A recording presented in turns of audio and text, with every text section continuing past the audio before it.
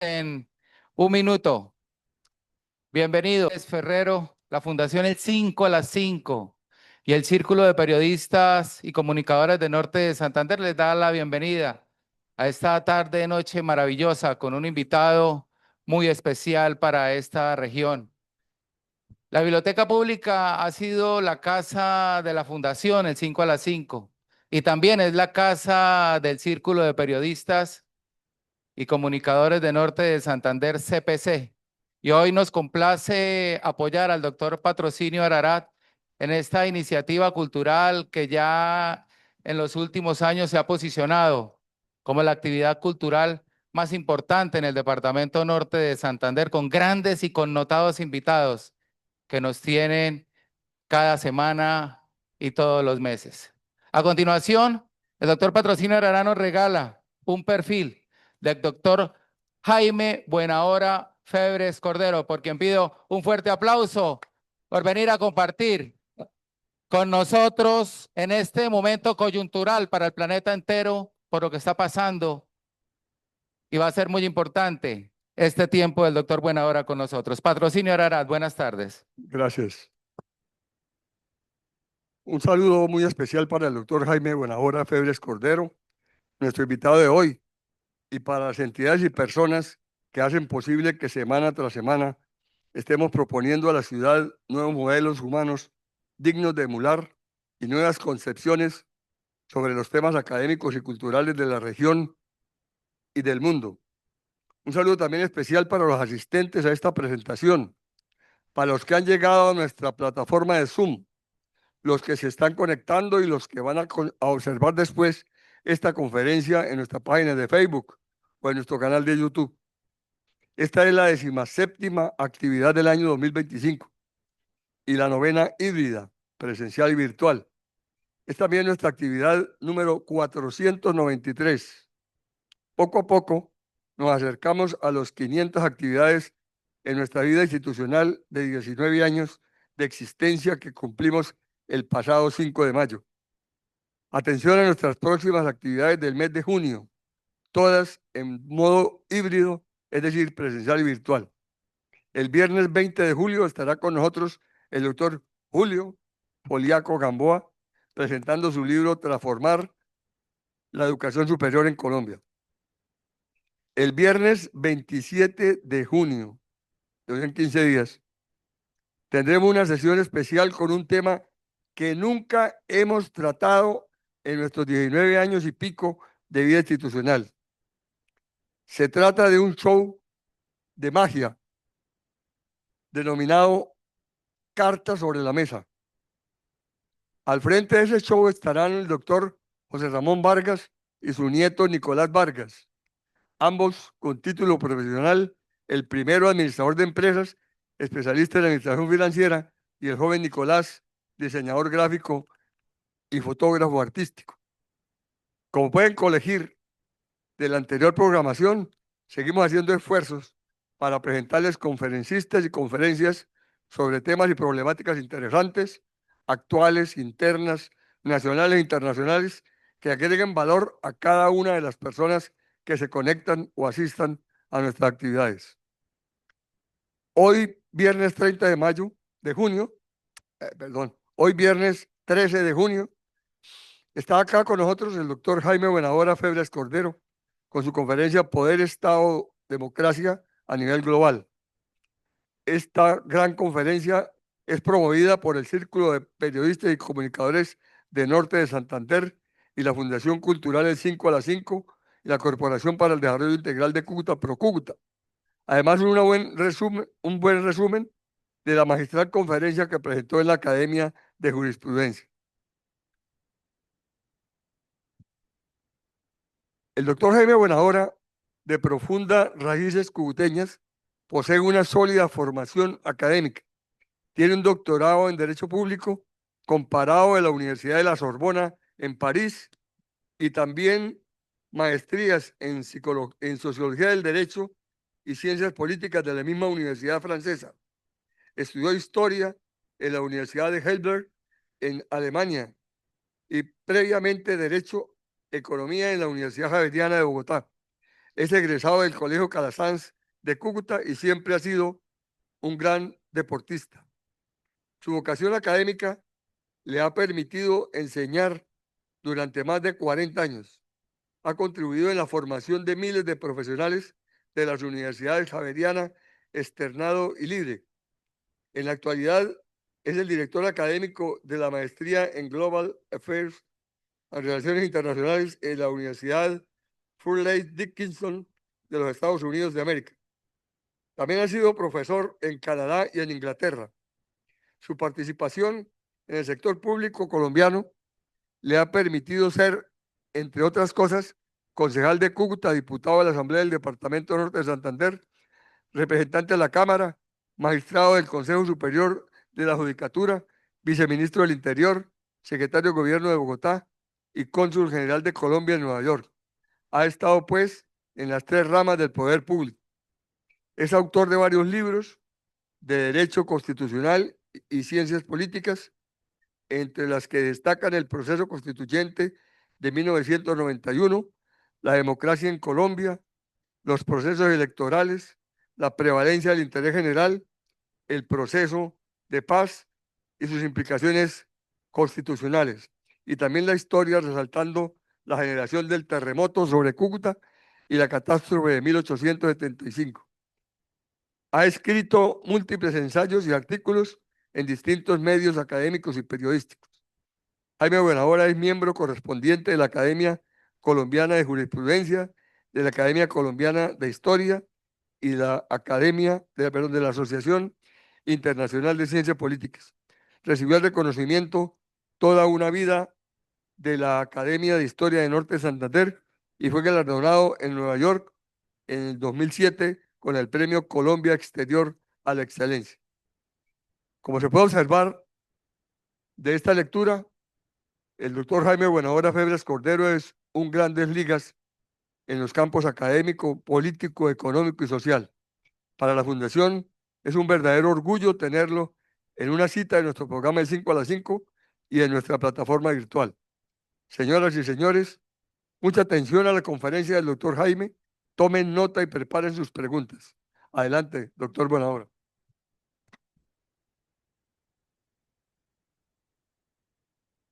Bueno, primero muchas gracias, doctor Gabriel Angarita,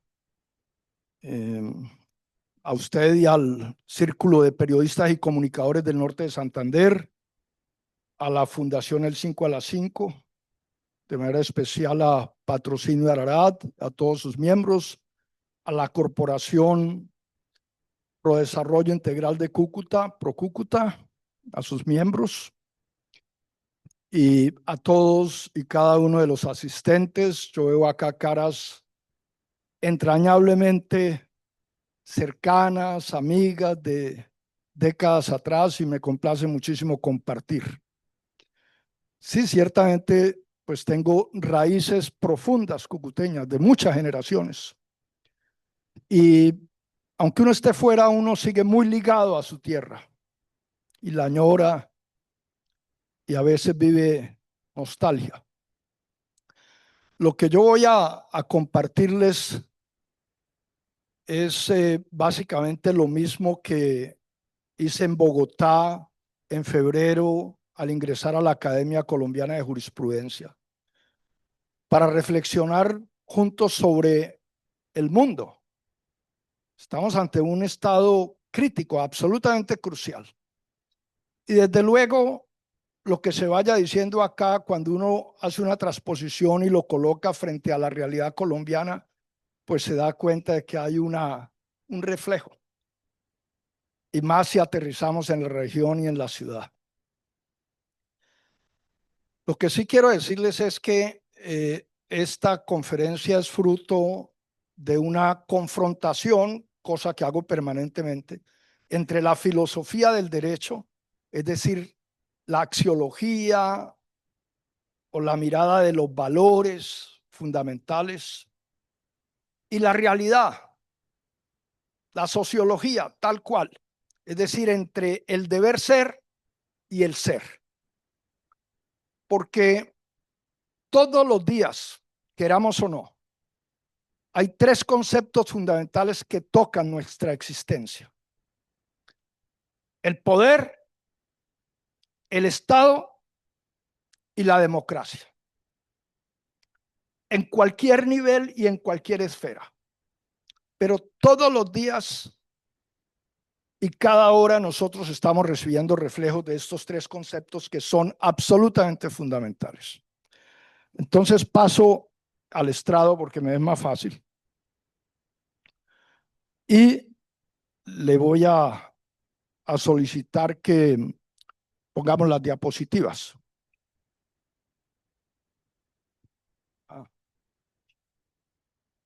Okay. Bueno.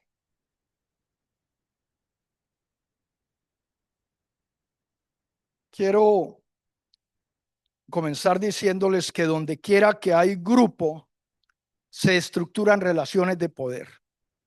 Y en la medida en que no ha habido una agrupación sin reglas, ni tampoco reglas sin poder, siempre se ha dicho que el poder es el fenómeno social por excelencia.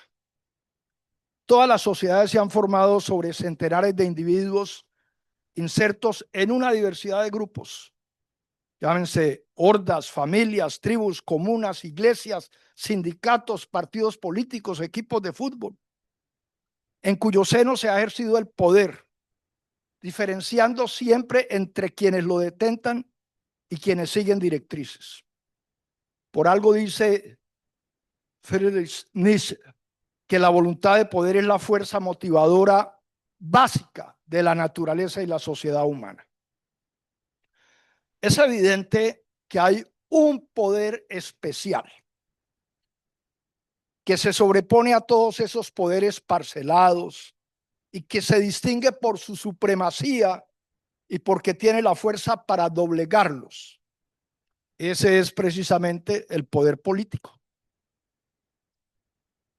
Como afirma Maquiavelo, la lucha por conquistar ese poder político, ese poder tan especial, es lo que explica el ejercicio de la política con su romanticismo e ideales, su moderación y también sus más bajas pasiones, hasta el crimen y el asesinato.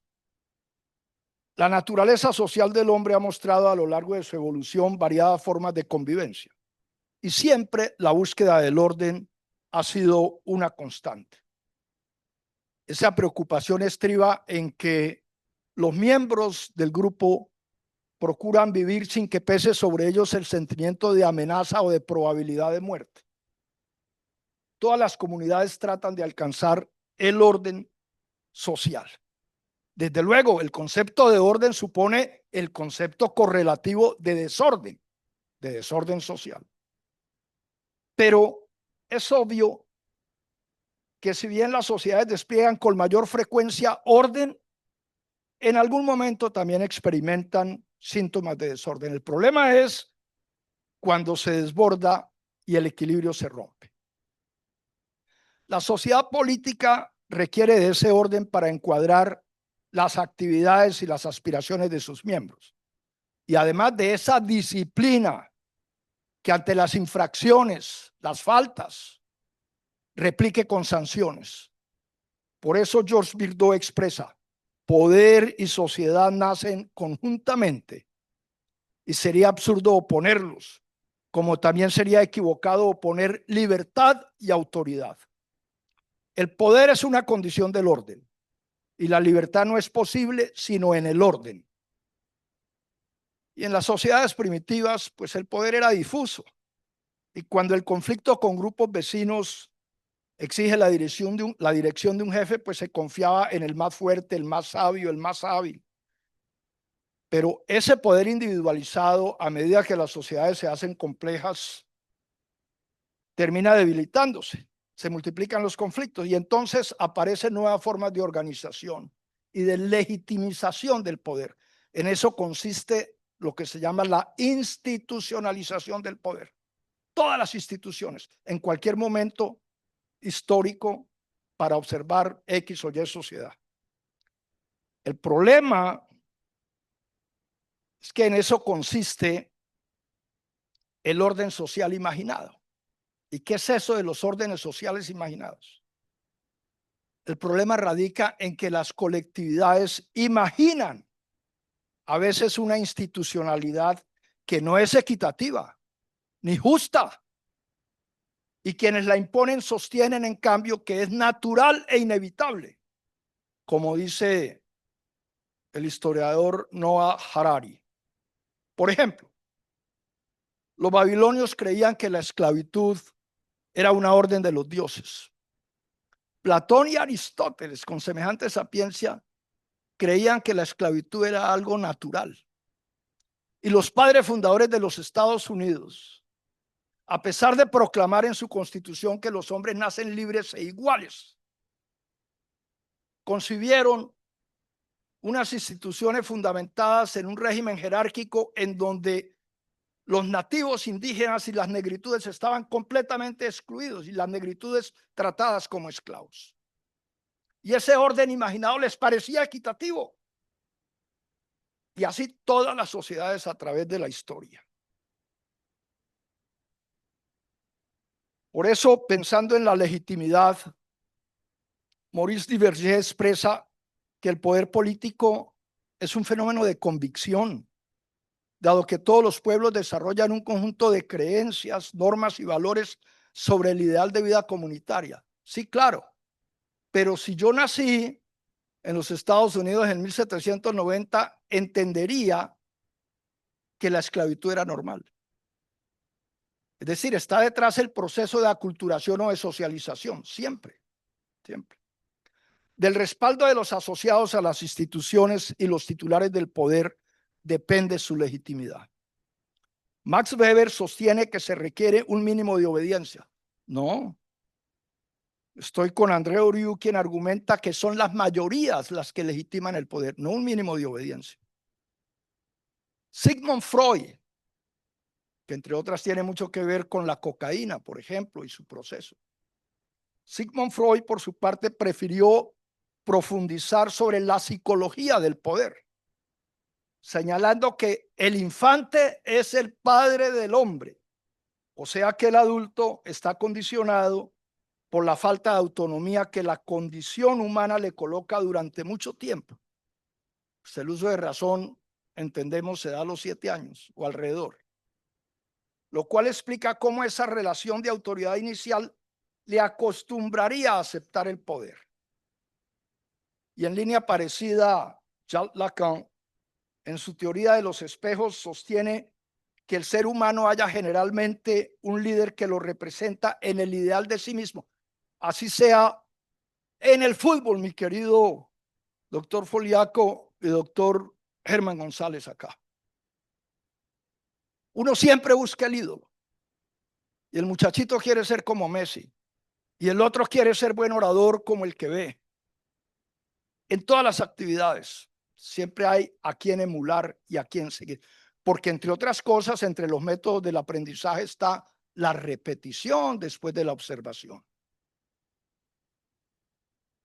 Y en términos colectivos, entonces, distintas sociedades en periodos críticos anhelan el superhombre y a veces bajo manipulación. Pero del otro lado, en referencia a los que ejercen el poder, ¿para qué lo quieren? ¿Para gobernar y servir? ¿Para satisfacer ambiciones, vanidades y egos personales? ¿O estos propósitos generalmente se combinan?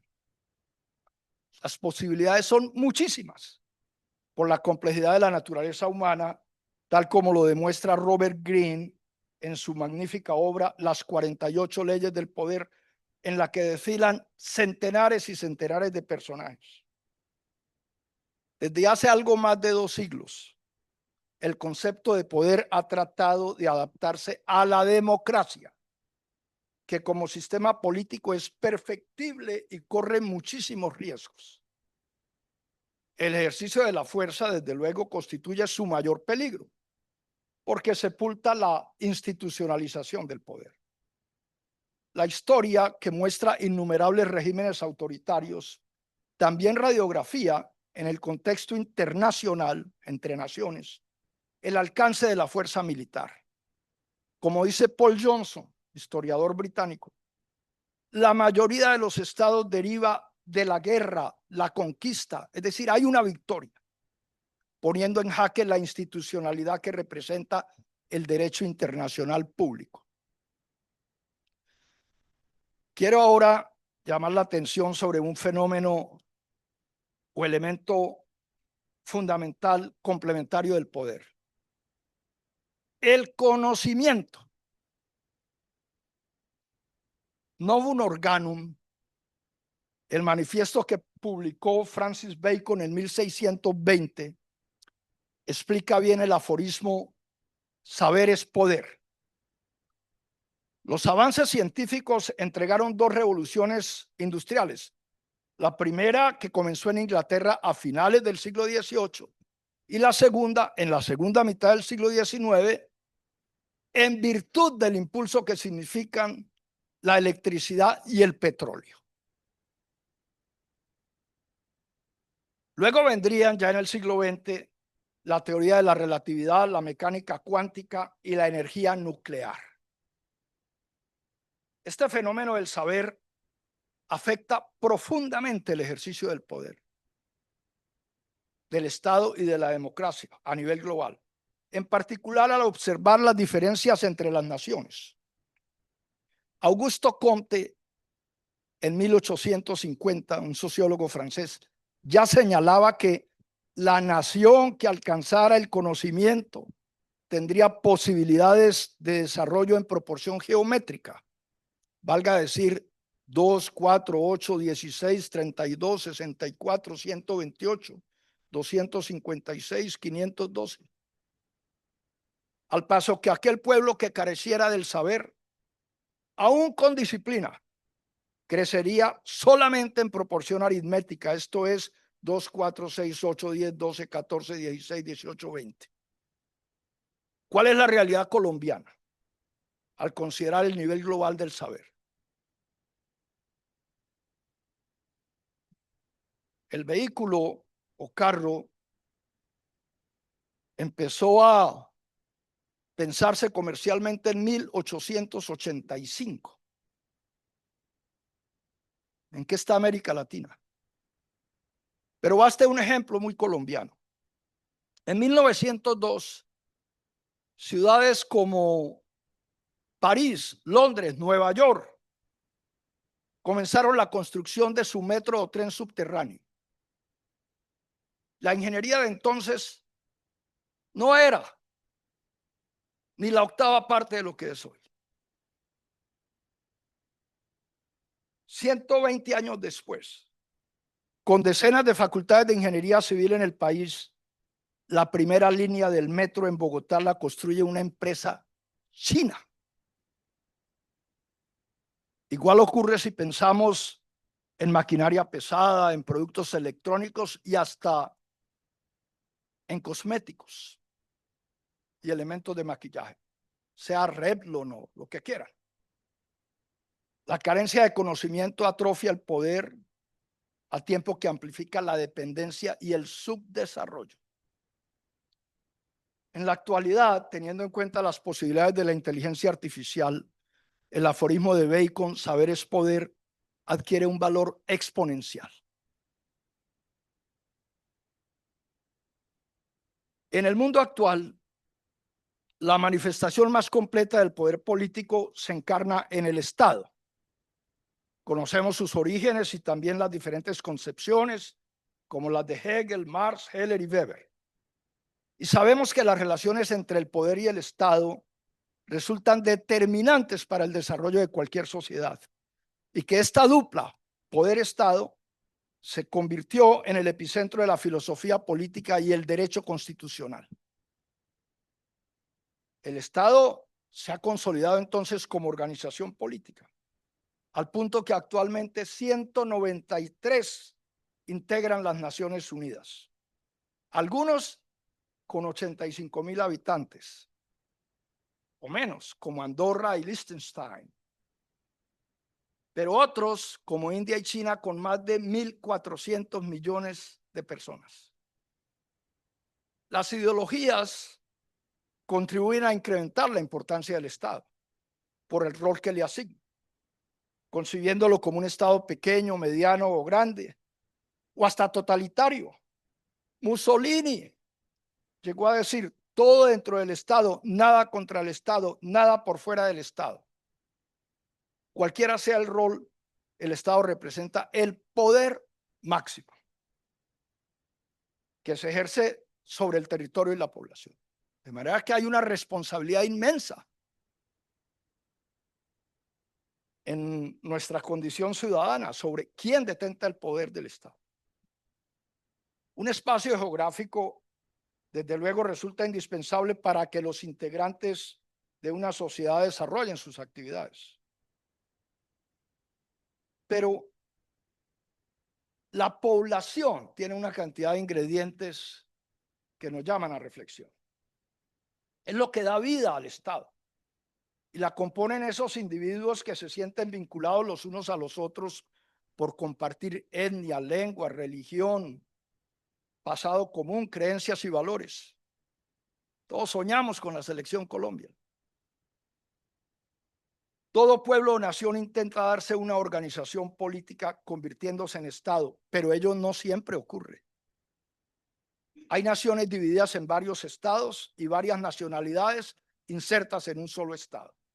En el primer caso, evocamos la nación alemana, que estuvo dividida 4 décadas, y la nación coreana, que sigue fragmentada. En el segundo mencionemos a Rusia y China, que albergan decenas de nacionalidades, y a Yugoslavia, que fue un estado multiétnico conformado por serbios, croatas, eslovenos, bosnios, macedonios, montenegrinos, kosovares. Más compleja aún es la situación de las naciones palestina y kurda, que carecen de soberanía. En fin, las Naciones Unidas poseen un censo de más de 2.800 nacionalidades o etnias, que son naciones. El poder del Estado siempre implica gobierno, ejercicio de autoridad y puesta en marcha de políticas públicas, pero ello no significa desarrollar democracia. Todos queremos tener una idea clara de la democracia. Sin embargo, su complejidad es inmensa. La más clásica de las definiciones la describe como el gobierno del pueblo, que Abraham Lincoln complementó al decir: es el gobierno del pueblo, por el pueblo y para el pueblo. Y de manera más explícita se la entiende como ese tipo de organización política que atribuye la titularidad del poder al conjunto del cuerpo ciudadano. En la actualidad, la mayoría de las democracias funcionan bajo el sistema representativo. Y los procesos electorales entonces producen mayorías y minorías. En principio resulta lógico que las mayorías gobiernen y las minorías ejerzan oposición. Sin embargo, la dinámica gubernamental siempre termina forzando o procurando consensos, lo cual no se alcanza en la medida en que la polarización se torne insalvable. Y entonces el gobierno de las mayorías se impone muchas veces excluyendo a las minorías. Es decir, se cae en una tiranía de las mayorías. Que prevalezca la mayoría de la ley de las mayorías no es lo esencial en una democracia. Lo esencial es que haya garantías para quien piense distinto y sobre todo que haya posibilidades de alternancia en la medida en que haya competencia o se renueve el poder.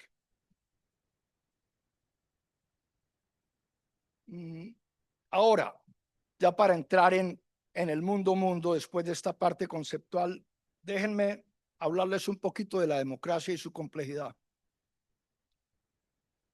Ustedes cogen cualquier libro de ciencias políticas y encuentran decenas de clasificaciones alrededor de la democracia. Muchas categorías. He simplificado las cosas sobre 4 grandes grupos.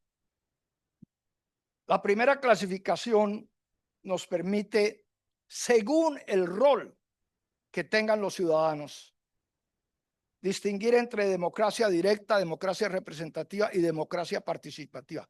Estas dos últimas son clave en este momento colombiano, por lo que representa el Congreso en términos de representación y por lo que representa, por ejemplo, la consulta popular como mecanismo de democracia participativa. La democracia directa nos conduce a la Atenas de Pericles, en donde cada ciudadano participaba personalmente en las grandes asambleas. Y nos recuerda a Jean-Jacques Rousseau, para quien lo ideal era el gobierno directo del pueblo, entendiendo que a cada ciudadano corresponde una cuota parte de soberanía popular. Eso es posible en comunidades pequeñas. Hay algunos cantones en Suiza como Appenzell, Glarus y otros que en la primavera todavía usan democracia directa. Y la gente sale a la plaza principal y someten ahí 3 o 4 políticas públicas del líder del cantón. La democracia representativa tiene apenas 2 siglos y medio. Un lento proceso de reformas la llevaría al sufragio universal, por manera que los titulares del poder serían esos representantes elegidos. Y la democracia participativa, según muchos, es la fórmula intermedia entre la directa y la representativa que otorga nuevas oportunidades a los ciudadanos. Y todos sabemos que en la Constitución del 91 se consagraron 6 mecanismos de democracia participativa, como el plebiscito, el referendo, la consulta, el cabildo abierto, la iniciativa legislativa y la revocatoria del mandato. Esa es una clasificación de la democracia. Pero otra clasificación se puede hacer según las ideologías. Y entonces los autores oponen la democracia liberal a la democracia socialista. La primera se desarrolla en la mayoría de las naciones industrializadas y en vías de desarrollo en donde el capitalismo opera como modelo económico. Y la segunda surgió en la Unión Soviética en 1917 como modelo económico. Y se nutre de la colectivización de los medios de producción. Y más allá de esa dialéctica, pues hay otras, como la socialdemocracia escandinava. Y una tercera categoría o clasificación, según las formas de gobierno. La democracia puede ser parlamentaria, presidencial o también semiparlamentaria o semipresidencial. En la primera, parlamentaria, que nació en Inglaterra, pues hay un ejecutivo bicéfalo, es decir, un jefe de Estado, un jefe de gobierno, y los ciudadanos no escogen directamente al primer ministro, toda vez que su designación se deja en manos del jefe del Estado. Allá hay un rey hoy. En España hay un rey también. En Alemania hay es un presidente y un canciller, pero también el régimen parlamentario no monárquico. Y así. En la democracia presidencial, que se desarrolló primero en Estados Unidos y se extendió por toda América Latina, sí se permite a los ciudadanos escoger directamente al presidente. Y estos dos modelos, por dialéctica, han permitido que surjan fórmulas intermedias, como el sistema semipresidencial o semiparlamentario francés o el de Rusia también. Hay como 29 países que tienen el modelo intermedio. Nosotros obviamente estamos en el presidencial. Por último, según esta es mía, porque es la que siempre enfatizo. Según el ejercicio de la democracia y sus resultados, se distingue entre democracia política y democracia económica y social. La primera descansa en la separación de los poderes, la libertad de prensa y la competencia electoral. Y usted cada 4 años va y vota, etcétera, etcétera. Teóricamente, la democracia política debería conducir a la democracia económica y social. Ese es el Estado social de derecho.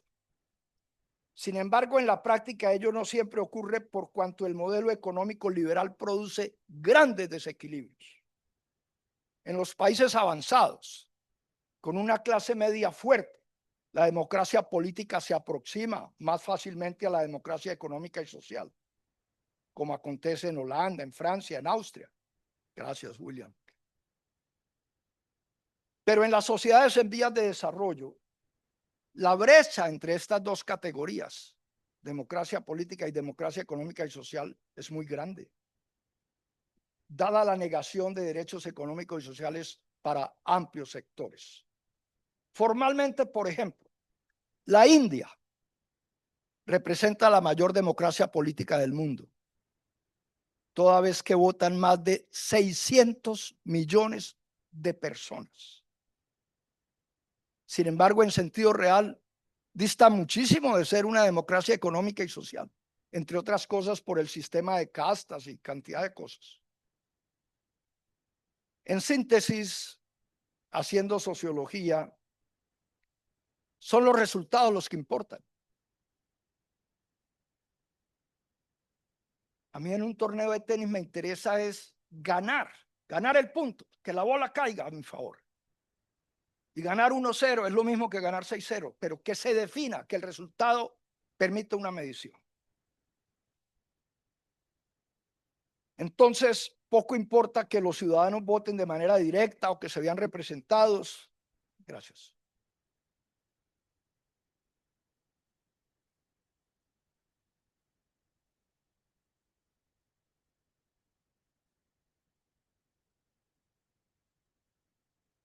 Todo esto es adjetivo ante la dimensión de las oportunidades y la inclusión social. Parodiando a Deng Xiaoping, no importa que el gato sea blanco o negro, con tal de que coja los ratones. Los resultados. Ahora sí, revisados los conceptos de poder, Estado y democracia, podemos hablar un poquito del mundo. Empecemos por el poder global. Gracias. Con frecuencia oímos decir, el poder nace de las armas. El poder militar en el planeta, hoy, deriva de la Segunda Guerra Mundial, en donde los aliados, en particular los Estados Unidos y la Unión Soviética, derrotaron a la Alemania nazi y al Japón, con un ingrediente nuevo, el poder nuclear, que los Estados Unidos demostraron al lanzar la bomba atómica sobre Hiroshima y Nagasaki en agosto de 1945, y que fueron alcanzando ese poder nuclear de manera progresiva a las demás potencias. La Unión Soviética en 1949, el Reino Unido en 1953, Francia en 1961 y China en 1964.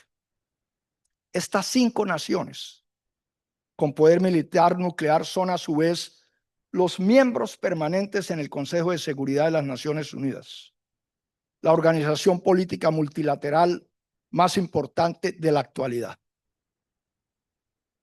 Pero ojo, la dimensión del poder militar se entiende mejor al recordar el Tratado de No Proliferación de Armas Nucleares de 1968, que produjo una diferencia radical entre las naciones, ya que le reconoció el estatus de potencia nuclear a esas 5 naciones mencionadas, asumiendo su buen juicio, al paso que la inmensa mayoría de los países pues quedó en sus manos y se comprometió a no desarrollar armas nucleares. En mi opinión, este es uno de los tratados de mayor habilidad diplomática en toda la historia de la humanidad, porque creó un club de potencias nucleares y dejó, repito, al resto de la humanidad en sus manos. En ningún momento se les exigió a las potencias que tenían capacidad nuclear destruir su arsenal o que se comprometieran a no seguir la investigación armamentista.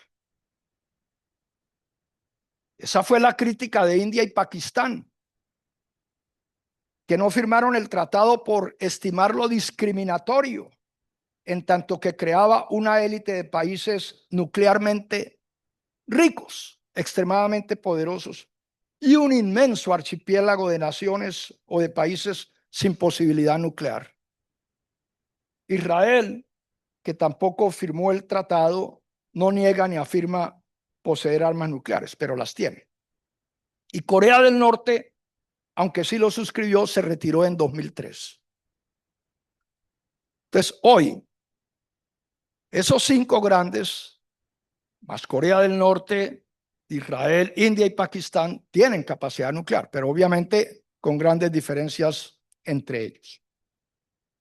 Según un informe del Instituto Internacional para la Paz de Estocolmo, el CIPRI, hay más de 15.000 armas nucleares en el mundo, muchísimo más letales que la bomba atómica, concentrándose el 90% de ellas en los Estados Unidos y Rusia. Rusia es muy fuerte en ojivas nucleares, por ejemplo. Vivimos en un mundo hiperarmado, dominado por los 5 miembros permanentes del Consejo de Seguridad, que se entienden como garantes de la paz, pero que paradójicamente son los 5 países que más armas convencionales venden.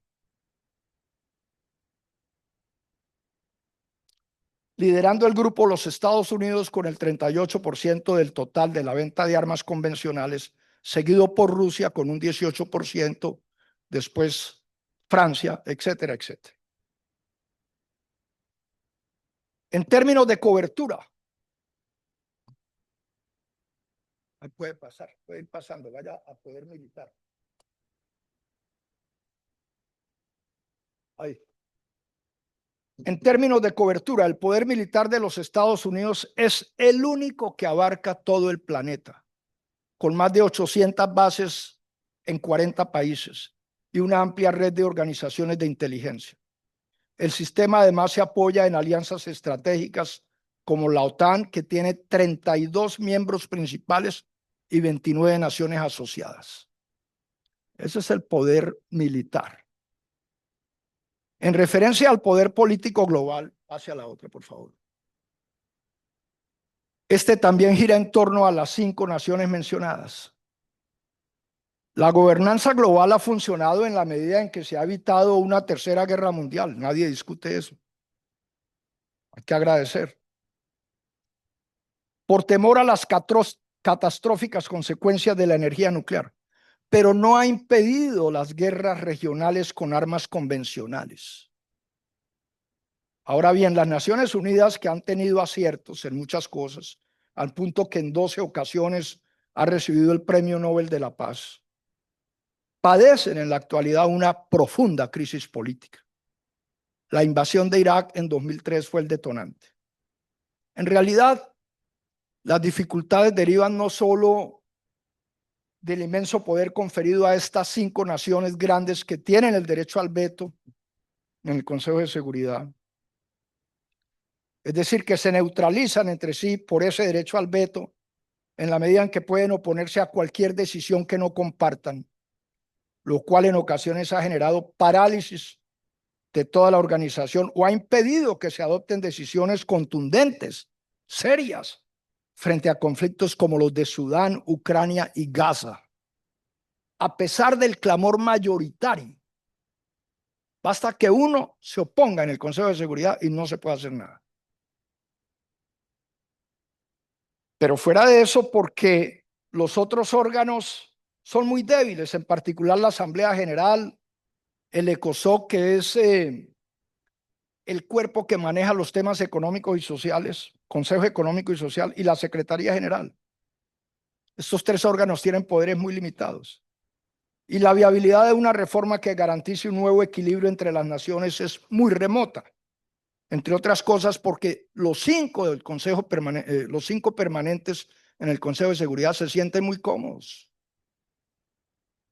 A pesar de esta esclerosis, la ONU cuenta con 193 estados, es decir, prácticamente toda la familia humana. Pero no hay democracia en su interior. A uno le venden la idea cuando es primíparo estudiante de la separación de los poderes y le hacen una transposición hacia Naciones Unidas. Y entonces le dicen, mire, el Consejo de Seguridad es el equivalente al Poder Ejecutivo. La Asamblea General es el Poder Legislativo y también existen las Cortes, la Corte Internacional de Justicia, etc. Mentiras. La Asamblea General no tiene ningún poder ni es equivalente a un cuerpo legislativo. Pero tampoco, así como no hay democracia en las Naciones Unidas, si miramos los Estados miembros individualmente, ¿qué encontramos?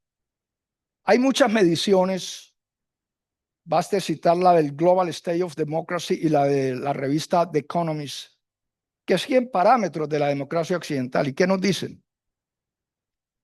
Al menos el 35% de la población mundial vive bajo régimen dictatorial. Y si metemos algunas naciones cercanas al autoritarismo, como Marruecos, Rusia, Turquía, Venezuela, Hungría y Pakistán, ese porcentaje llegaría al 47%. En esas dictaduras hay variedad de modelos de gobierno, toda vez que aparecen desde naciones comunistas de partido único, como China, Vietnam y Cuba, pasando por monarquías absolutas, como las de Arabia Saudita, Qatar y Omán, hasta democracias fallidas, como las de Somalia y Libia. Ahora, ¿en qué está el poder económico global?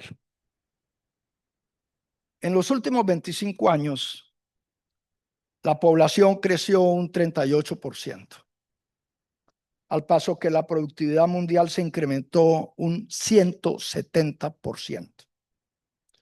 Lo grave de estas cifras está en la desigualdad de los sistemas socioeconómicos. Por ejemplo, un habitante de Noruega puede producir 470 veces más que un habitante de Burundi, que está en el sur de África. Desde otro ángulo, resaltemos que el 70% de la riqueza global se halla concentrada en las naciones industrializadas.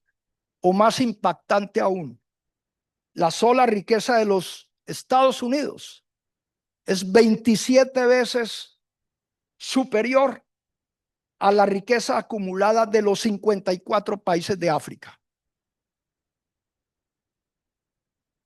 Según Credit Suisse, el gran banco, una estrecha oligarquía global de 400 millones de habitantes, o sea, el 5% de la población mundial, monopoliza el 87% de la riqueza planetaria.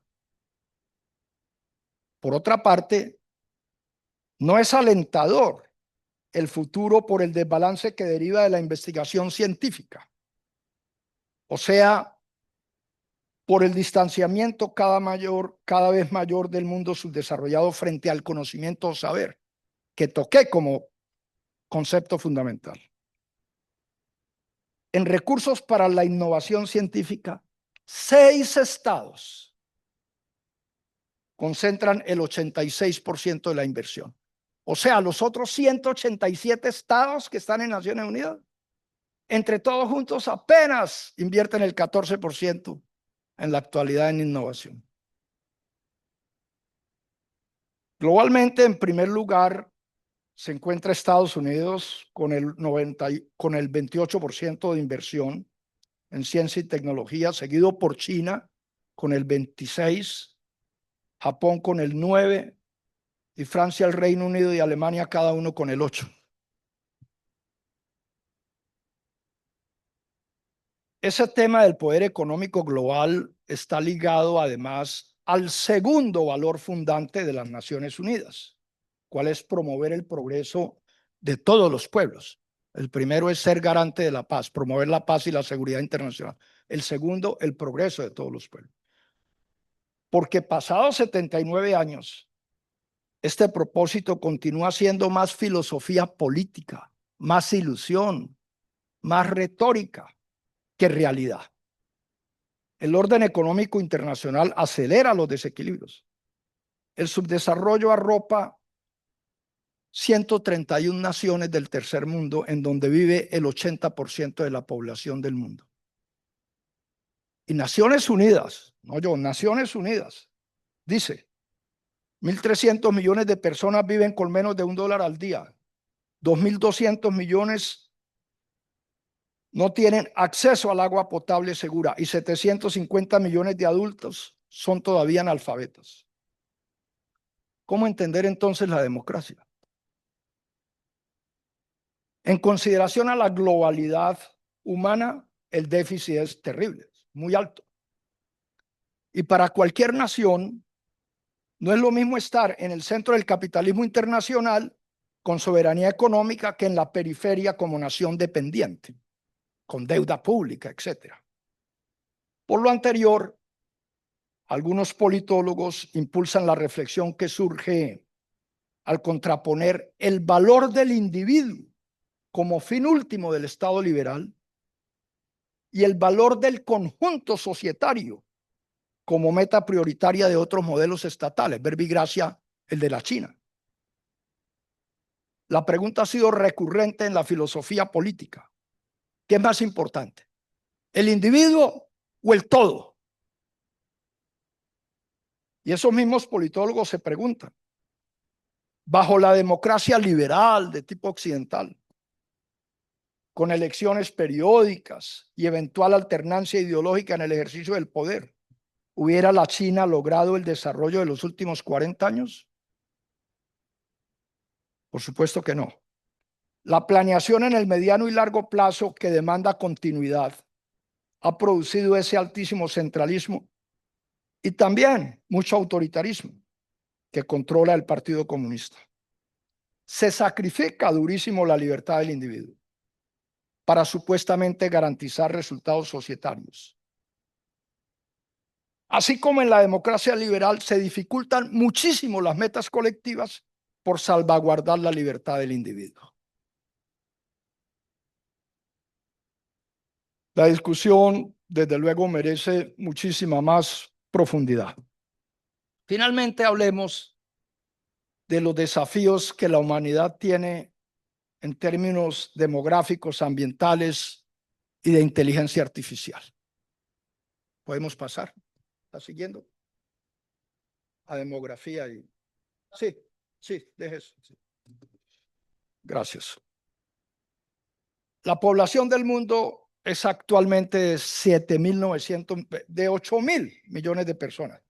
En noviembre del 2022 apareció el dato, 8.000 millones de personas. Pero éramos 1.600 millones en 1900 y 6.100 en el año 2000. Ese enorme crecimiento ligado a la productividad y el consumismo explica en parte el desarrollo ambiental del planeta. En términos de distribución, pase a la próxima. No, el mapa, al mapa. Esto. Gracias. En términos de distribución, este mapa del mundo es interesante. Ustedes obviamente ahí distinguen Siberia, distinguen el Sahara, distinguen Canadá y Alaska, distinguen la selva amazónica y Australia, que también es muy poco poblado. Pero miren la parte de India y China, Indonesia y Pakistán. Esas 4 naciones concentran el 45% del total humano. O sea que la población humana está muy mal repartida en el planeta. Eso tiene consecuencias muy fuertes. La China, sin embargo, en políticas públicas ha podido organizarse. Bueno. La parte sur del planeta, donde se hallan las zonas menos desarrolladas, albergará el 88% del total humano en los próximos 10 o 15 años, correspondiendo al África el 55%. Entre el 2025 y el 2050, la humanidad pasará de 8.000 millones de personas a 10.000 millones. Es decir, habrá un aumento del 29%. Otro dato. En Europa nacieron 153 millones de niños entre 2000 y 2020, mientras que en el sureste asiático, la zona que les mostré, nacieron 770 millones y en África 780 millones. En breve, el 91% de los niños menores de 15 años viven en las naciones más subdesarrolladas del planeta. Y finalmente, en relación con la esperanza de vida. Si bien es cierto que globalmente, por los avances médicos, la tecnología, la mejora alimentaria, etc., La esperanza de vida ha aumentado globalmente en las últimas décadas, 20 años. No es menos cierto que los contrastes impresionan. Mientras en Japón, Suiza o Australia alcanza los 84 años, en Sierra Leona, Costa de Marfil y Nigeria es apenas de 54 años. Una diferencia de 30 años. Es como una muerte, una pena de muerte anticipada, porque usted nace allá. Aunque en estas últimas naciones influye en la mortalidad infantil, que es alta. De todas maneras, esa diferencia es tremenda. Ese panorama demográfico poco se toma en serio. Y con respecto al medio ambiente, los retos pues son enormes.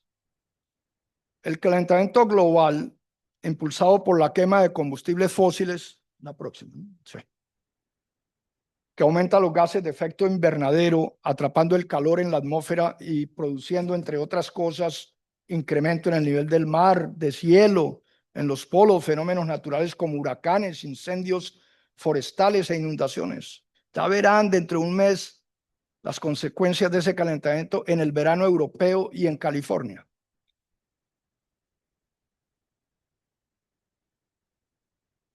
O eso es una dura realidad. Otros traumas del planeta son las fisuras en la capa de ozono, gravísimo. La excesiva contaminación, la hiperexplotación de los océanos, la escasez de agua potable, la deforestación, la erosión de suelos y la reducción de la biodiversidad.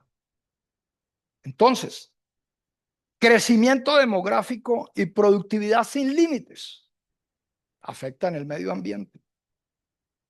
La población, repito, pasó de 3.200 millones a 8.000 millones de personas en los últimos 60 años y la productividad se multiplicó por 7.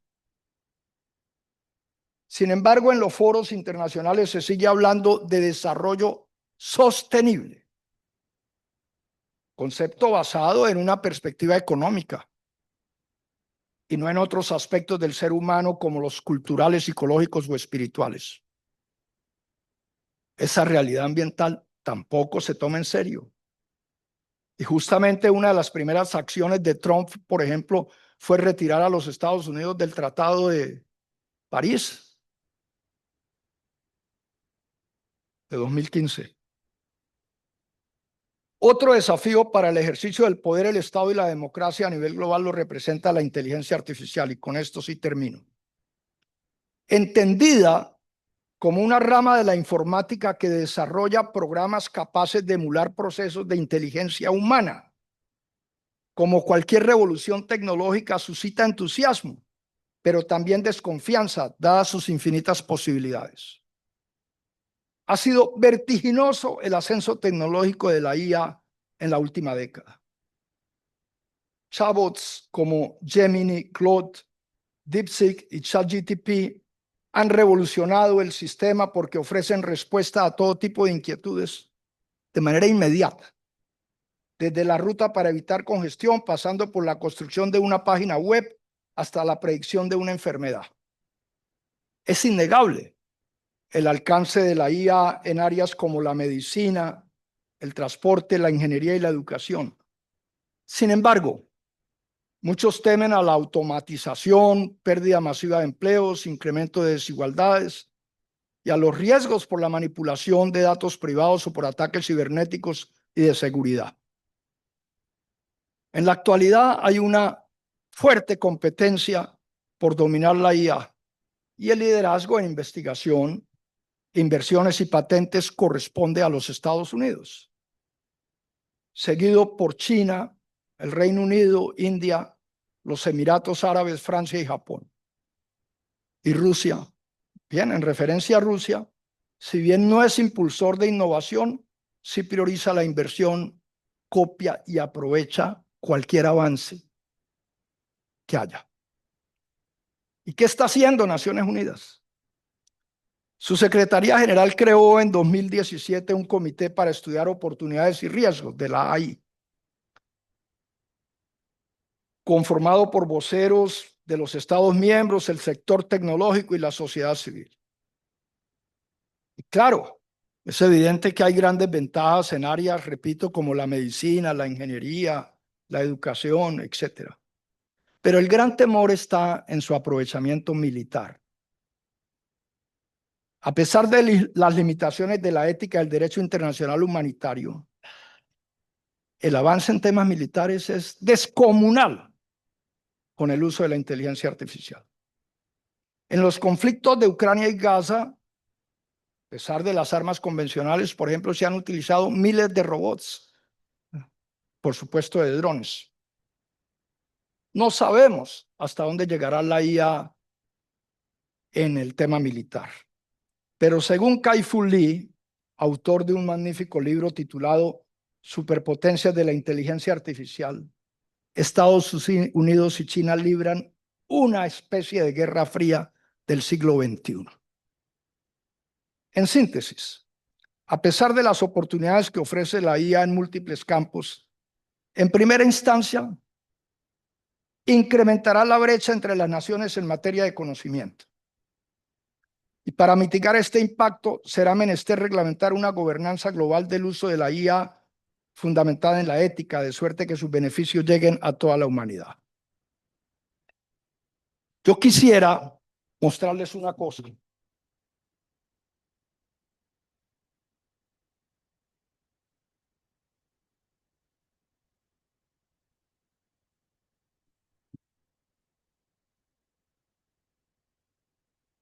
Yo tengo en mi celular el ChatGPT.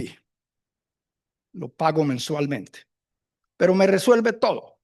Si le pregunto cuáles son las posibilidades del Cúcuta Deportivo en este momento, me contesta.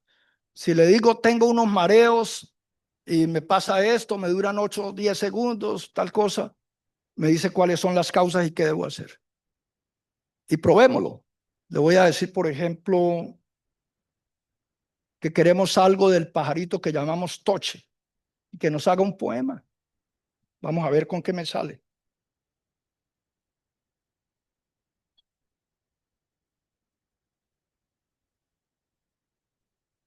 Como que no tengo. Hola, necesitamos un gran favor. Estoy con un grupo de amigos cucuteños recordando el toche, que es el pájaro típico de la región, con raíces ancestrales, es de color amarillo y negro. ¿Y por qué no nos hace un poema simple pero bonito de 2 estrofas?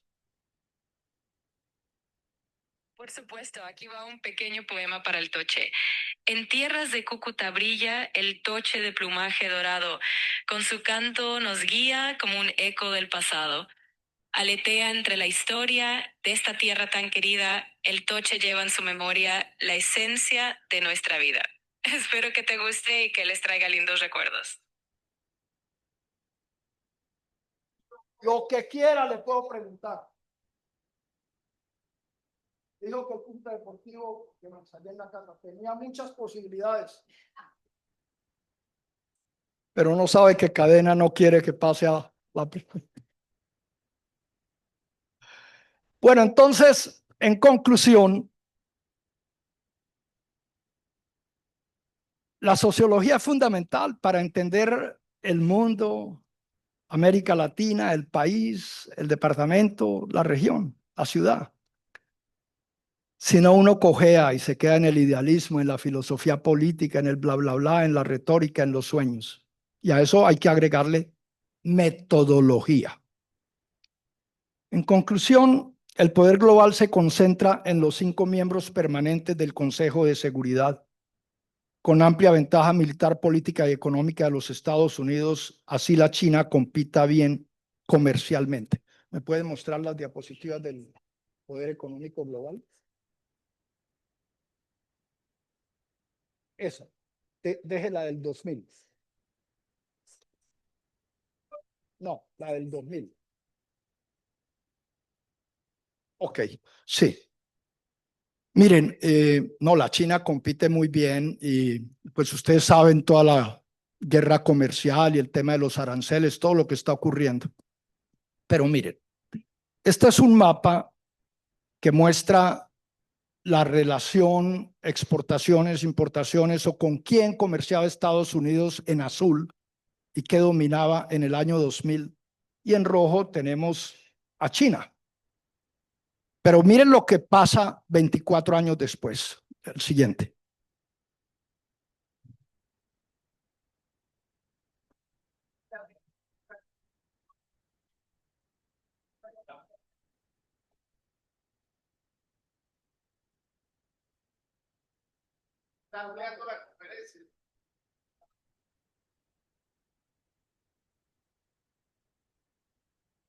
Entonces, no, en la China se trabaja durísimo. Se trabaja 8, 10, 12 horas al día. Y mire lo que dominan hoy. Como ven, gran parte de Sudamérica, menos Ecuador, Colombia y Venezuela, a pesar de los préstamos y todo. Paraguay y Centroamérica, Estados Unidos y Canadá, el resto lo ha perdido Estados Unidos. Y yo le contaba ayer a una amiga conversando que hay cosas increíbles, y permítanme esta anécdota. En algún curso de sistemas políticos comparados, hace como un año me dio por meterme con Japón. Y lo conocía, pero profundizar. Miren, Japón perdió en la Segunda Guerra, fue ocupado por los Estados Unidos, allá hubo un proceso, el proceso de Tokio, igualito al proceso de Nuremberg, y a los equivalentes a los nazis, a los japoneses militares, esos los condenaron. Siguieron ocupando Japón. En el año 1947, los norteamericanos redactaron la Constitución del Japón bajo parámetros de la democracia liberal occidental, es decir, separación de poderes, etcétera, etcétera, con un sistema parlamentario. Jefe de Estado es el emperador, etcétera, etcétera. Y en términos de defensa, Japón, que está al lado de Corea y la China de Corea del Norte, el gordito le echa vaina a Japón todo el tiempo, y la China también tiene pretensiones en la medida en que el Japón ocupó y castigó mucho a la China en varias ocasiones, la invasión de Manchuria y en la Segunda Guerra, etcétera. Entonces Japón se recuesta militarmente sobre los Estados Unidos. Papá, Estados Unidos, ayúdenme, ayúdenme. Allá también hubo un equivalente al Plan Marshall y todo eso. Bueno, con esto que les estoy contando, ¿cómo entienden ustedes que el comercio entre Japón y China sea muy superior al comercio entre los Estados Unidos y Japón? Así es. Así es, hoy en día. Y ni qué hablar de Kenia y de otras cosas que vemos en este mapa. Pero esa es la realidad. Pero esa paradoja del Japón es impresionante. Cuando Trump en su primer periodo a Angela Merkel pretendió convencerla y casi imponerle que dejaran las plantas de carros en la China como la Volkswagen y todo eso, yo le dije, no, un momentico, esto es business. Ellos nos dan buenas condiciones y nosotros a ellos, y nos va bien con la China. Otra cosa es el tema político. Bueno, entonces, eso como paréntesis a nivel de China. La desigualdad entre las naciones es abrumadora y continuará creciendo. Y son muchos los factores que la explican, pero subrayo el saber, cuya carencia acelera el subdesarrollo. El multilateralismo, llámese Naciones Unidas, Organización de Estados Americanos, la Liga Árabe, todo eso, parece debilitarse, no solo por lo expresado sobre Naciones Unidas, sino porque en 3 de las principales potencias, China, Rusia y Estados Unidos, sus líderes son autoritarios. La credibilidad de la política y la democracia sigue en declive. En la mayoría de los 59 países que tuvieron elecciones el año pasado, 2024, la tendencia autocrática se impuso. Ahorita, hace 2, 3 semanas en Polonia, A pesar de este declive general, tenemos que defender la democracia con vigor, porque como decía Winston Churchill, es el menos malo entre todos los sistemas políticos. Demografía, medio ambiente e inteligencia artificial son temas cruciales. La lucha por controlar nuestro cerebro apenas comienza. Y finalmente, sobre América Latina, simplemente diríamos que es el hijo pobre de la civilización occidental. Para sus 660 millones de habitantes, o el 8% de la población mundial, de la mano de Marcel Proust, la tarea no es otra que correr en búsqueda del tiempo perdido.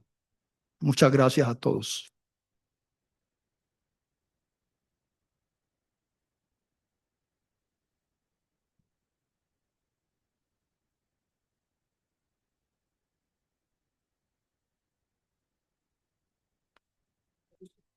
Muchas gracias. Si vamos a abrir un espacio de preguntas y respuestas. Preguntas, no discursos, ¿cierto? Corticos. Tiene la palabra.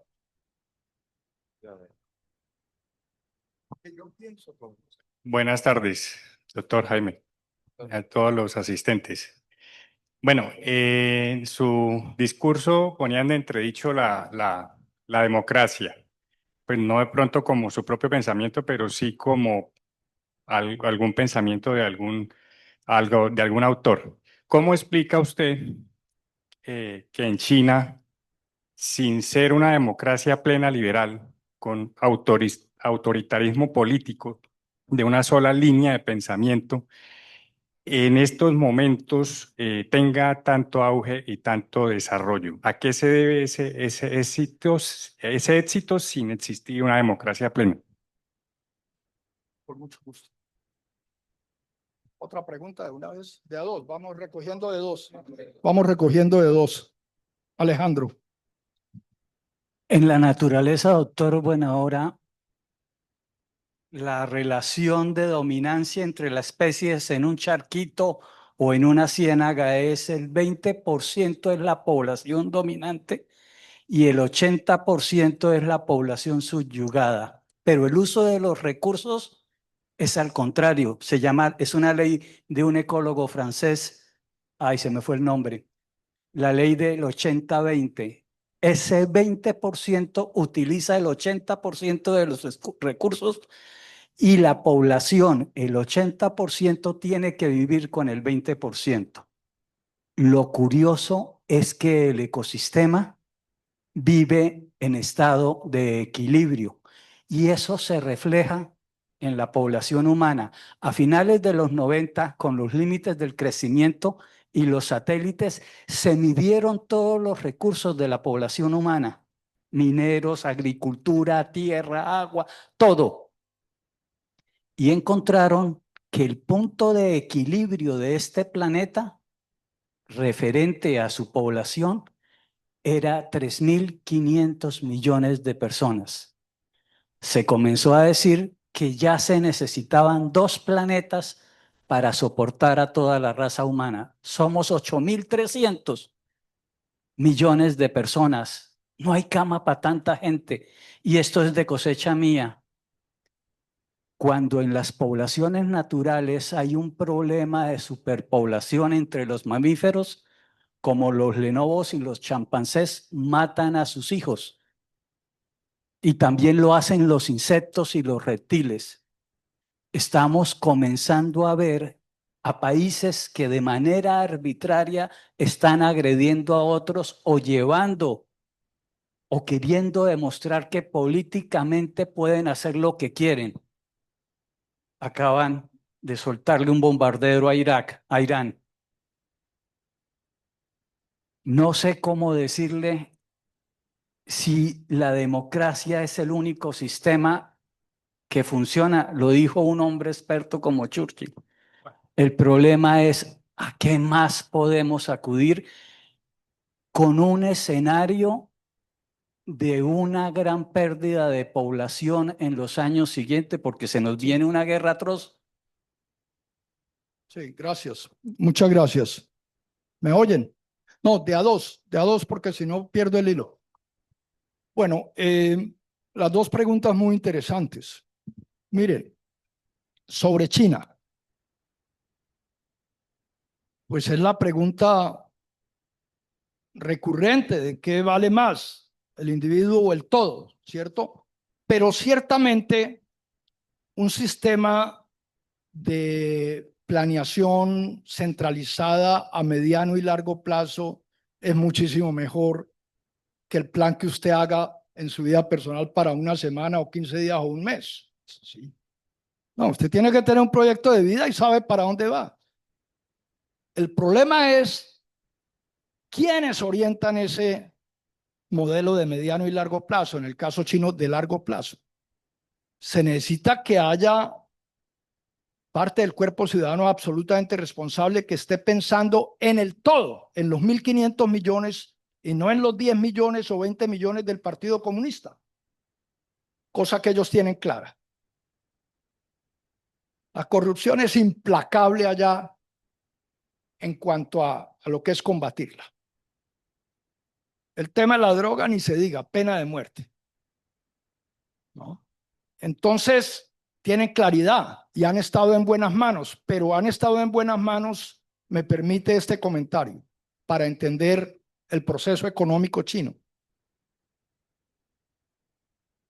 A mediados de los 70 muere Mao Zedong. Y si yo soy el dueño de Levi's, los jeans, o de las camisas polo o cualquier cosa, y me aparezco en 1973 ante Mao y le digo, mire, Mr. Mao, yo domino todo el mercado norteamericano. Yo necesito hacer los jeans acá, por favor, ayúdeme. Y le doy empleo, le genero cosas. Bueno, y Mao le dice, bueno, a ver, ¿y cuál es el costo del jean? Y el norteamericano le dice, no, pues $4 por cada Levi's. ¿Y en cuánto los vende usted? Allá en Nueva York o en Los Ángeles. $70. Y Mao le dice, no, váyase para el carajo.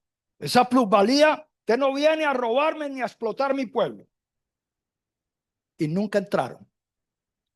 Y llegó Deng Xiaoping, ahí empieza el proceso. Y vuelve otra vez el señor.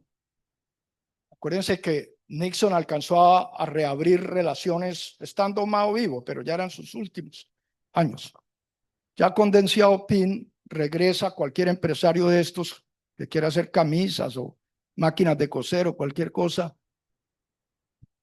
Y Deng Xiaoping le dice, no, me parece muy bien. ¿Cuántos empleos me va a generar? Y le dice, 3,000. Excelente, excelente. Y esas camisas, ¿a cómo las va a vender allá en Macy's o uno de esos almacenes de cadena? Le dicen $60. Pues sí, engañe usted a los americanos. A mí no me importa con tal de que generemos trabajo. Pero una condición más. Nosotros necesitamos aprender a hacer esa camisa perfecta. Y así pasó con las neveras, con los televisores, con los tractores, con los aviones, con toda la ingeniería civil. Yo estuve en 2007 en la China y recorrí muchísimo, mes y medio. Me metí bien adentro. Ustedes no se imaginan los viaductos, es decir, autopistas dobles de primero y segundo piso. La cantidad y eso ni que hablar en los últimos 17 o 18 años. Entonces, claro, esto tiene un ingrediente adicional. Aprender a hacer todo y copiar generó en Occidente en algún momento, o por lo menos durante 15 años, la idea de que cualquier producto chino es de pésima calidad. Esa era la idea que nosotros teníamos. Yo tuve unos guayos de fútbol chinos y los compré pensando que me iban a durar para 3 juegos. No. Bueno, y claro, al copiar todo, se ponía contra la pared toda la teoría de la propiedad intelectual. Y la propiedad intelectual en muchos aspectos la vulneraron, no la respetaron. Pero ojo, la propiedad intelectual como está concebida ayuda a mantener la brecha entre el que sabe y el que no sabe. Es una cosa que hay que revisar, porque en medicina, por ejemplo, tiene que haber unas limitaciones y en ciertas áreas. Entonces los chinos siguieron adelante, ¿no? Y después entran a la Organización Mundial del Comercio y en términos comerciales, para finalizar, tienen muy clara la contradicción occidental entre cristianismo y capitalismo, porque el cristianismo no es lo que el capitalismo es. Cristo fue un hombre maravilloso, pero el consumismo es un derivado y un hijo del capitalismo. Y el taoísmo y el budismo, en cambio, no. El budismo le enseña a usted a no desear. Entonces, la China, esos 1.500 millones, trabajan y trabajan y trabajan para venderle a Occidente. Pero ellos no consumen y tienen una gran capacidad de ahorro, lo cual se ve en lo que le han prestado a los Estados Unidos, que es otro tema que está ahí al lado de los aranceles, etcétera, etcétera. Espero haberle contestado para entender un poco. Se necesita una centralización en términos de planeación económica, pero se necesita que los líderes respondan y sean correctos. En general lo son. Ese no es el caso de Vietnam, por ejemplo, donde la corrupción ha empezado a penetrarlos, ¿no? Pero la China no. ¿Los van a doblegar? No creo. No, pero para terminar.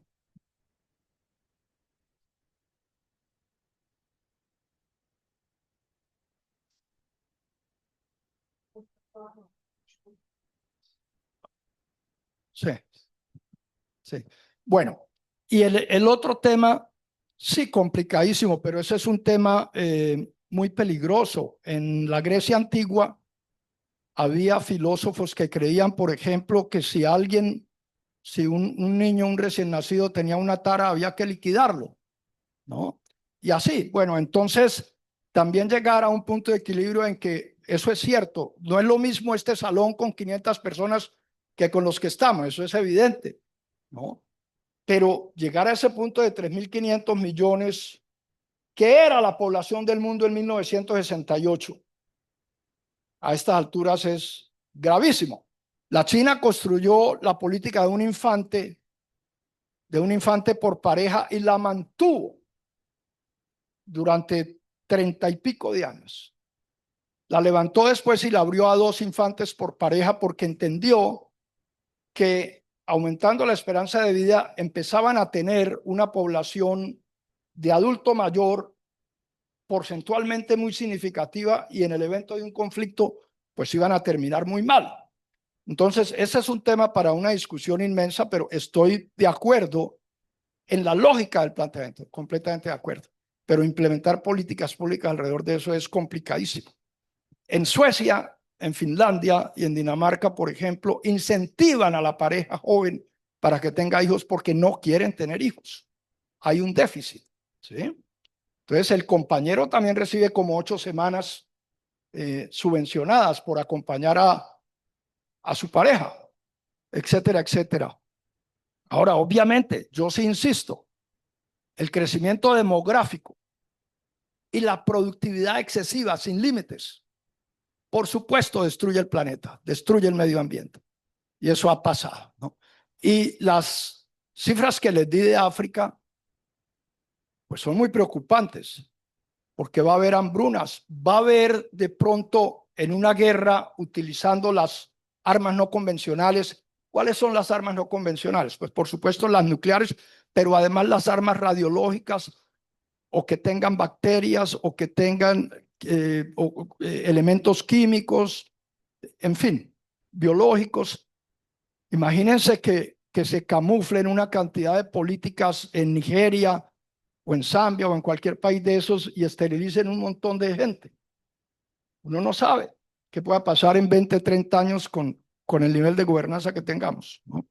Bueno, ahora sí. Doctor Buenahora, primero agradecerles y al patrocinio de Gabriel por este espacio enriquecedor.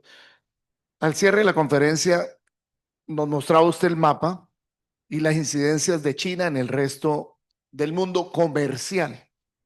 Y nos hablaba de que a pesar de que la refundación del Japón se la debe a Estados Unidos, nos decía usted, ¿a qué se deberá que China, a pesar de que el hijo bobo de Estados Unidos es Japón, eh, hoy en día comercialmente esté dependiendo más de China, Japón, que del mismo Estados Unidos?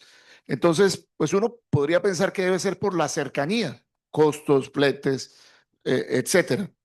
Y me llevó a pensar al caso Panamá, muy cerca de acá. Y también me llamó la atención que en el mapa nos mostraba usted a Colombia con una mayor participación comercial del mercado estadounidense aquí, más que del chino. Y yo diría que esas cifras valdría la pena revisarlas porque cada vez está más penetrado el mercado chino aquí, más penetrado el mercado colombiano de lo proveniente de China. Muchas gracias. Well, Patrocinio, muchas gracias y también al doctor Buenahora. Se habla ahorita un poco del acercamiento de la China a Colombia, especialmente se firmó ahorita un memorando de entendimiento con la ruta de la seda. ¿A qué se debe ese acercamiento?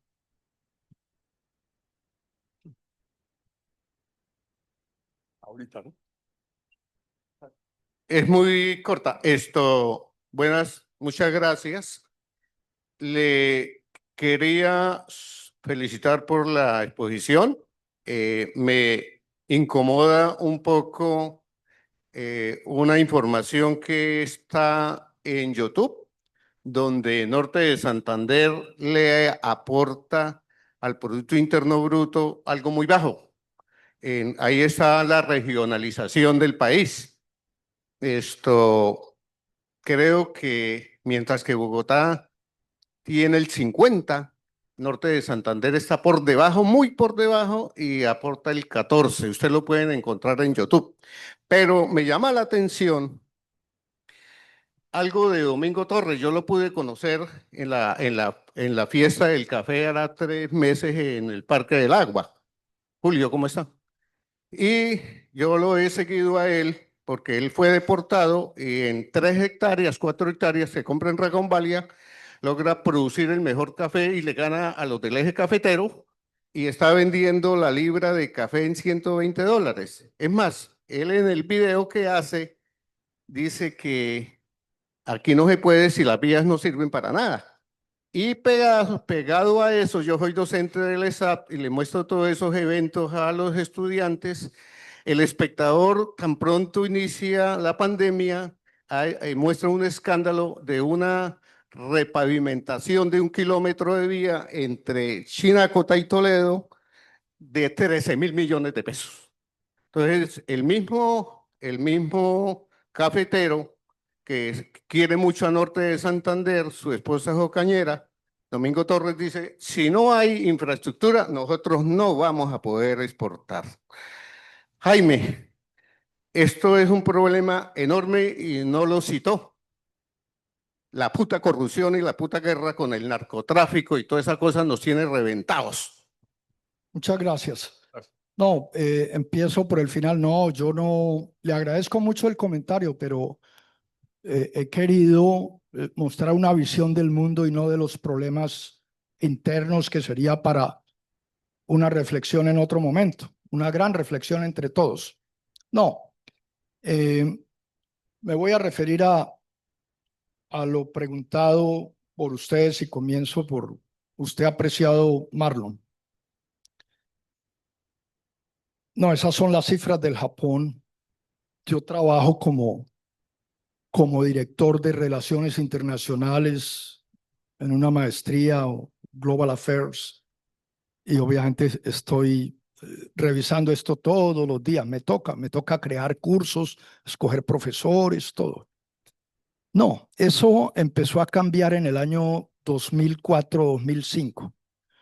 Y claro, hace parte de ese cambio y en beneficio de China, claro, la cercanía geográfica. Los chinos son grandes negociadores. Los chinos no están pensando si usted es de izquierda o de derecha. No, para nada. para nada. Ellos hacen negocios y lo saben hacer y facilitan. Bueno, ese ha sido un proceso muy lento y todavía cuando uno mira exportaciones de Japón, las exportaciones están parejas hacia la China y hacia Estados Unidos, pero no lo que compran. Le compran más a la China que a Estados Unidos. Y la otra pregunta sobre la ruta de la seda y Colombia y todo toda esta discusión, con la China hay que hacer negocios. Claro que sí. Si uno mira el mapa de Sudamérica, por ejemplo, o el mapa de América Latina, es más fácil y rápido. ¿Cómo son las relaciones comerciales de América Latina con Estados Unidos? Pues hay tres clases de países. El más dependiente, pero el que más gana en medio de esa dependencia es México.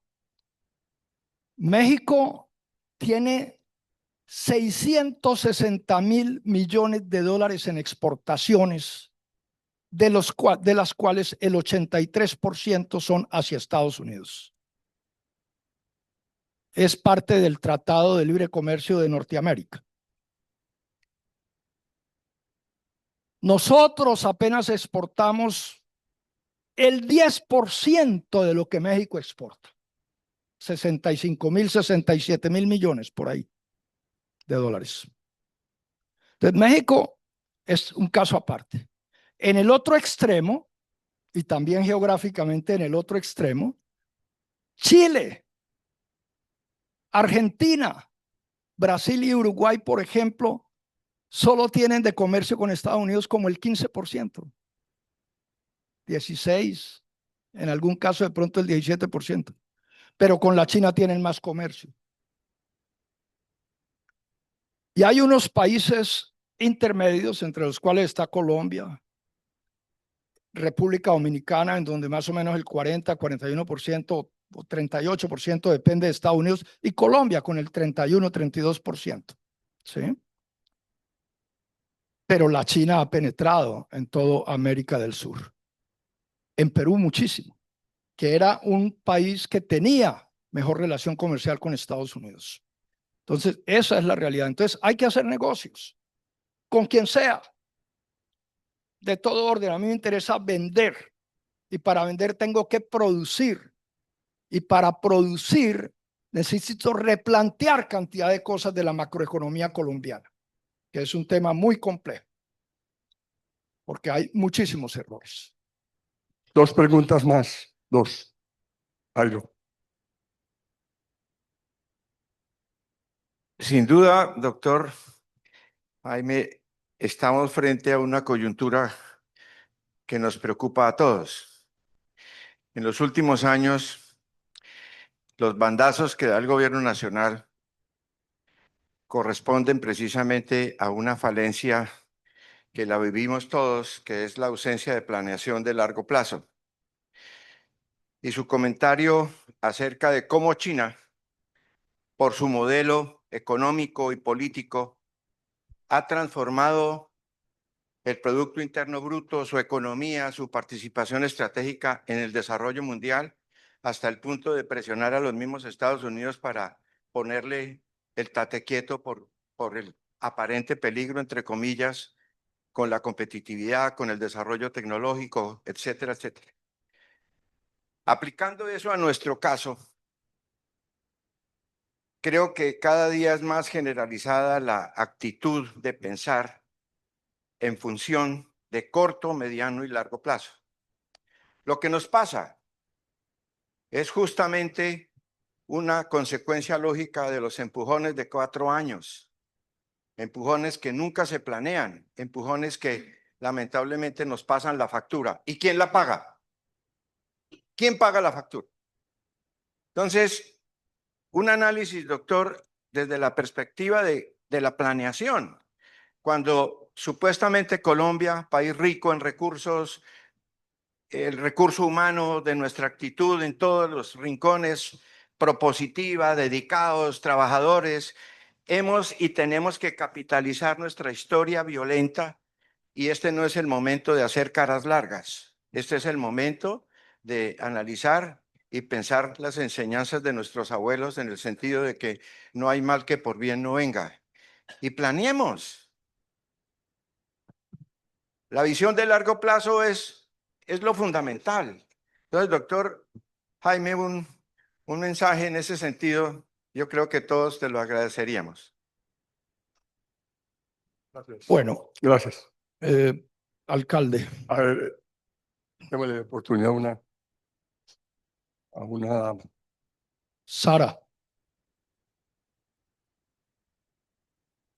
Yo, hermano.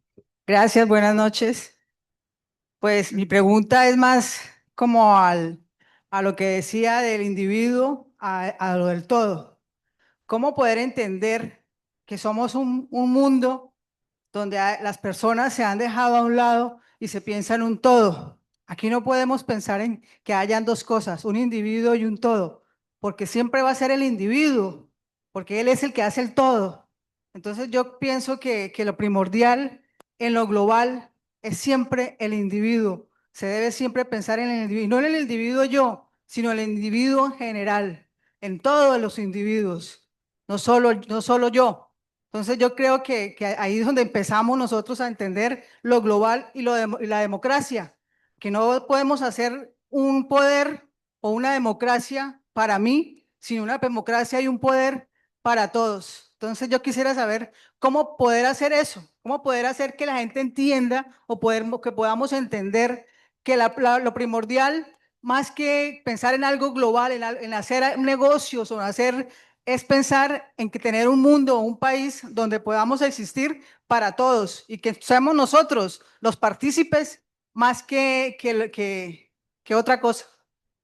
Gracias. Gracias. Bueno, muy brevemente y terminamos. Muchas gracias, alcalde. Muchas gracias, Sara. La planeación es absolutamente fundamental en la vida, en todo sentido. Un joven deportista, si no planifica su semana, su mes, su año, el torneo que viene, fracasa. Y lo digo por disciplina, porque siempre fui deportista. Pero esa disciplina, esa planeación la he tratado de aplicar al resto de mis cosas. Lo mismo pasa con una ciudad, con un departamento, con un país. Si usted no planifica, fracasa. Pero obviamente la planeación no es suficiente. La planeación tiene que tener un diagnóstico exacto de la realidad para saber qué es lo que hay que hacer. Si el diagnóstico es equivocado o es solo su idea, su concepción, se equivoca. Si tengo una enfermedad, es mejor que yo consulte 3 o 4 o hasta 5 médicos, y a ChatGPT, y a Gemini, y a Claude, y a los demás chatbots. Y me lleno de razones y llego a una conclusión.